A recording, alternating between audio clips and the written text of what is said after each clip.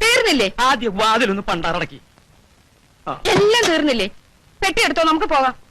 ഇല്ലാത്ത കാശ് മുടക്കി ബസ്സും കാറും പിടിച്ച് ഓടി വന്നതാ. ഞങ്ങൾ പോവാ. ഇത്ര പെട്ടെന്ന് പോകാനായിരുന്നെങ്കിൽ പിന്നെ എന്തിനാ മനുഷ്യ ഓടിച്ചാടി ഇങ്ങോട്ട് പോകുന്നത്?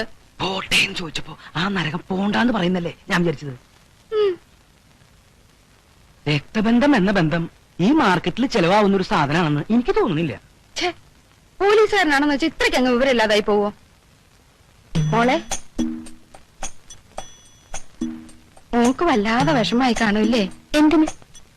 അമ്മാവൻ പോലീസാണല്ലോ, SI. അതിന്റെ ചില കുഴപ്പങ്ങളൊക്കെ ഉണ്ട് മോളെ. പക്ഷെ മോടെ അമ്മായി അങ്ങനല്ല കേട്ടോ.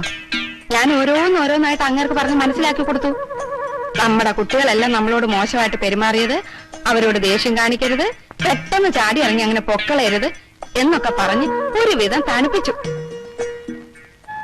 മോള് തന്നെ ഓർത്തു നോക്കിയേ, പറക്കമുറ്റാത്ത നിങ്ങൾ 4 എണ്ണത്തിനെ പെരുവഴി കളഞ്ഞേച്ച് പോവാന്ന് പറഞ്ഞ നോക്ക്, മനസാക്ഷി ഉള്ളവർക്ക് പറ്റുവോ? ലീവ് എടുക്കാൻ പറഞ്ഞു. അപ്പൊ പറയാ അവിടെ ഒരുപാട് ഉത്തരവാദിത്തങ്ങളുണ്ടെന്ന്. എനിക്കിങ്ങോട്ട് പെരുവരലിന് ദേഷ്യം ഇരച്ചു കയറി. ഈ കേരള മഹാരാജ്യത്ത് വേറെ SI-മാരില്ലേ? ഉത്തരവാദിത്തങ്ങൾ അവർ നോക്കട്ടെ. എന്റെ ദൈവമേ, ഒടുവി പറഞ്ഞ് ലീവ് എടുക്കാവെന്ന് സമ്മതിച്ചു. കണ്ടോ ഞങ്ങൾ പോകുന്നില്ലെന്ന് പറഞ്ഞപ്പോ മുഖത്തെ ഒരു തെളിച്ചം കണ്ടില്ലേ? പച്ച പാവം. മോളിനി ഒന്നും കൊണ്ടും വിഷമിക്കണ്ട കേട്ടോ. ഞങ്ങൾക്ക് എന്ത് സംഭവിച്ചാലും ശരി, ഈ വീടിന്റെ നിങ്ങളുടെയും കാര്യം ഞങ്ങൾ ഏറ്റു. ഈ പെണ്ണുങ്ങളുടെ ഇടയിൽ പെട്ടുപോയതാ എന്റെ ബാഡ് ലക്ക്. എനിക്ക് വേണ്ട, അമ്മാവനും വേണ്ട, അമ്മായിയും വേണ്ട. Uncultured your spirits. Manu, shut your mouth. No, I will kick them out. ഓ, ഞാൻ ആലോചിക്കുക, ഇവിടെ ഇപ്പൊ കരുണാകരമേനോൻ വേണ്ടിയിരുന്നു. ഒരെണ്ണ അങ്ങേരെ മുമ്പിൽ നിൽക്കുമായിരുന്നോ? ഏത് മേനോൻ? മോളെ ഞാൻ പറയാറില്ലേ, പട്ടാളത്തിൽ വെച്ച് കാണാതെ നിങ്ങളുടെ മുത്തച്ഛനെ പറ്റി. കരുണാകരമേനോൻ പുലി ആയിരുന്നില്ലേ, പുലി. ഇപ്പൊ അവിടെ ഇല്ലാത്ത പുലികളെ പറ്റി പറഞ്ഞിട്ട് എന്താ കാര്യം? ഞാനും പുലി തന്നെയാ, നിങ്ങളാരും തടയാതിരുന്നാ മതി. കരുണാകരമേനോൻ വെറും പുലി ആയിരുന്നില്ല, പിന്നെ കഴുതപ്പുലിയായിരുന്നോ? എന്റെ മാതാവേ, മുത്തച്ഛനെ പറ്റി അങ്ങനൊന്നും പറയാൻ പാടില്ല മോനെ, ദൈവകോപം ഉണ്ടാവും. ശരിക്കും മുത്തച്ഛൻ യുദ്ധത്തിൽ മരിച്ചതാണോ കുഞ്ഞമ്മേ? അത് ഇന്നും ആർക്കും അറിയാൻ മേല. ഏതോ ഒരു യുദ്ധം നടക്കണ കാലത്താ കാണാതെയായത്. മരിച്ചോ ജീവിച്ചിരിപ്പുണ്ടോ എന്തോ. ഞാൻ ഇപ്പോഴും ഓർക്കുക, ഉദിച്ചു വരുന്നൊരു സൂര്യനായിരുന്നു അങ്ങേര്. ക്ലാരയുടെ അപ്പച്ചനും മേനോനും ഇണപിരിയാത്ത കൂട്ടുകാരായിരുന്നു. രണ്ടുപേരും പോയില്ലേ? അയ്യേ, കരയുന്നോ? ഈ കുഞ്ഞമ്മ എപ്പോഴും ഇങ്ങനെ മുത്തച്ഛനെ പറ്റി പറഞ്ഞു തുടങ്ങും, പിന്നെ ക്ലാരയുടെ അപ്പച്ചനിലെത്തും, പിന്നെ കരയാനും.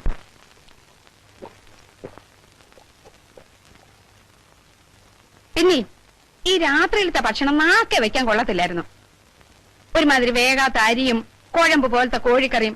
അല്ല, ഒന്ന് ചോദിച്ചോട്ടെ, ഈ പച്ചക്കറി അരിയൊക്കെ കൂടെ ഒന്നിച്ചിട്ടാണോ പുഴുങ്ങുന്നത് ജോലി അങ്ങ് തീർക്കാൻ? അയ്യോ, അതാ ഫ്രൈഡ് റൈസ്. എന്താ ഫ്രൈഡ് റൈസ്? എന്തു കുന്തോ. ഇത് വീട്ടിലോ മറ്റോ ആയിരുന്നെങ്കിൽ എന്റെ പപ്പൻ ചേട്ടൻ SI എടുത്ത് മുഖത്തോട്ടൊരു ഒറ്റ ഏറിഞ്ഞേനെ. പാവം പിള്ളേര് ഉണ്ടാക്കി കൊടുക്കുന്നതല്ലേ തിന്നാൻ പറ്റുള്ളൂ. പിള്ളേർക്ക് ഇഷ്ടമുള്ളത് ഇവിടെ ഉണ്ടാക്കാറുള്ളൂ. പിള്ളേരുടെ ഇഷ്ടം അനിഷ്ടം നിങ്ങളാണോ തീരുമാനിക്കുന്നത്? ഇപ്പൊ ഞാനാ തീരുമാനിക്കുന്നത്. എന്നാ ഇനി അത് നടപ്പില്ല കേട്ടോ. പെണ്ണും പിള്ളേക്ക് എന്താ വേണ്ടത്? പെണ്ണും പിള്ളയോ? ഞാൻ ആരാണെന്നാ നിങ്ങളുടെ വിചാരം? പിള്ളേരുടെ സ്വന്തം അമ്മായിയാ. എന്നാ അമ്മായിക്ക് എന്താ വേണ്ടത്? വേണ്ടത് വേണ്ടപ്പ പറയും. പപ്പൻ ചേട്ടന് രാവിലെ പൊടിയരിക്കഞ്ഞും പയറ് പുഴുക്കും നിർബന്ധ. ഉച്ചയ്ക്ക് ഞങ്ങൾക്ക് 2 ആൾക്കും കോഴി ബിരിയാണി വേണം. അതിന്റെ കൂടെ നാരങ്ങ അച്ചാറ്, ഉള്ളി അരിഞ്ഞ് തൈരിലിട്ടത്, ചമ്മന്തി, പപ്പടം. എടി കാരേ, എന്താ അമ്മച്ചി? നിന്റെ കാര്യം ആലോചിക്കുമ്പോൾ അമ്മച്ചിക്ക് വിഷമം. എന്ത് വിഷമം? നിന്റെ കെട്ട് കഴിയുന്നതിന് മുമ്പ് മിക്കവാറും അമ്മച്ചി ജയിലിൽ കൊണ്ടുവരും മോളെ.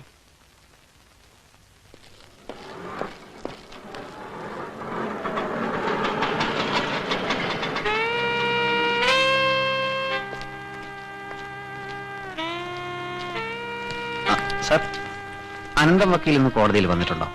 എന്തിനാ? ഒന്ന് കാണാനാ. വല്ല വക്കാലത്തും കൊടുക്കാനാ? കാണാൻ എന്താ വഴി?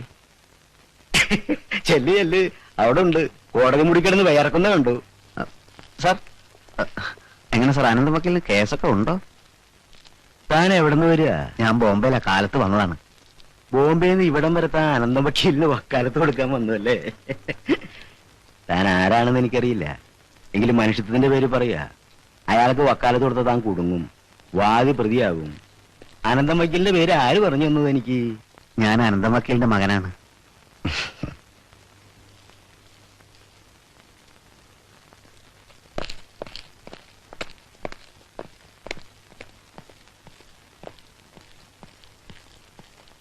താൻ ഒരു കാലത്തും ഗുണം പിടിക്കില്ലടൂ. തന്റെ പിടിപ്പീടുണ്ടല്ലേ എന്റെ അനിയൻ ഈ ഗതിയിലായത്. തങ്കപ്പ ഒന്ന് പതുക്കെ പറ, ഞാൻ ഒരു വക്കീല. താൻ എവിടുത്തെ വക്കീലാടൂ? മൂന്നാം സാക്ഷിക്കും നാലാം സാക്ഷിക്കും പ്രതിയോടുള്ള വ്യക്തിവരാക്കും തെളിയിക്കാനുള്ള മൂടു സംഭവം തനിക്ക് ഞാൻ ഓതി തന്നല്ലേ. അതിലൊരു വാക്കെങ്കിലും താൻ പറഞ്ഞോളൂ. അതുകൊണ്ടല്ലേ അവൻ ഈ ഗതി വന്നത്. തങ്കപ്പ, നമ്മൾ വിചാരിച്ച പോലല്ല, സാക്ഷികൾ വളരെ സ്ട്രോങ് ആയിരുന്നു. അത് മുഴുവൻ കള്ളസാക്ഷികളല്ലേടൂ. IPC 244 പ്രകാരം. താൻ മിണ്ടിപ്പോരുത്. തന്റെ IPC ഞാൻ കുറെ കേട്ടതാ. ഒടുക്കവന് പോലീസ് കൊണ്ടുപോയി. താൻ നശിച്ചു പോകത്തല്ലോ. തന്റെ ഓഫീസിന് മുമ്പിലേ ഞാൻ സത്യാഗ്രഹമായിരിക്കും. നോക്കിക്കോ.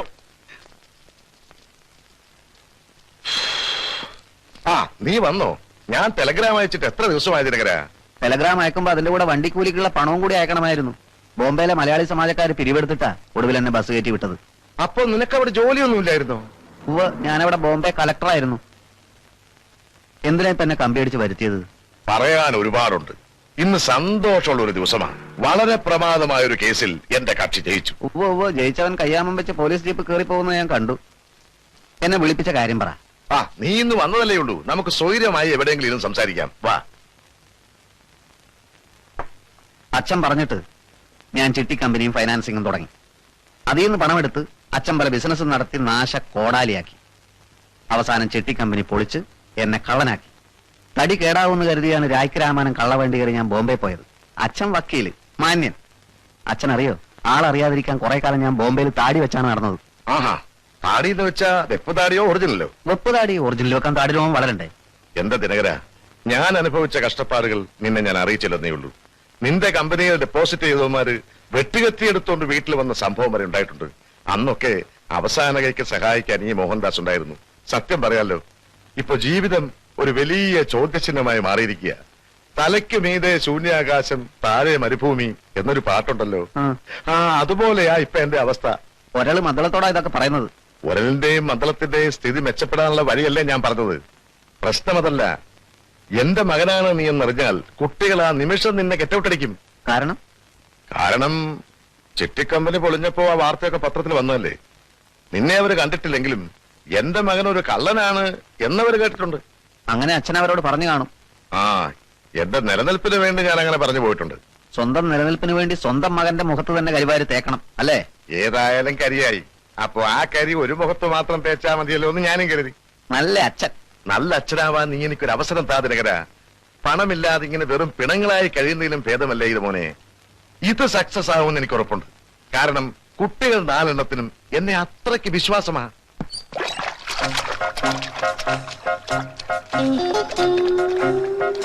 നല്ല സുഖം. വാ, ഇവിടെ കിടന്നു. ഞാൻ വല്ലതും പറഞ്ഞാലുണ്ടല്ലോ പിന്നെ തിരിച്ചെടുക്കാൻ പാടാ. അന്ന് തൊട്ട് ഇതിനകത്ത് കയറി കിടക്കുക. അങ്ങോട്ടൊന്ന് എഴുന്നേക്കാൻ.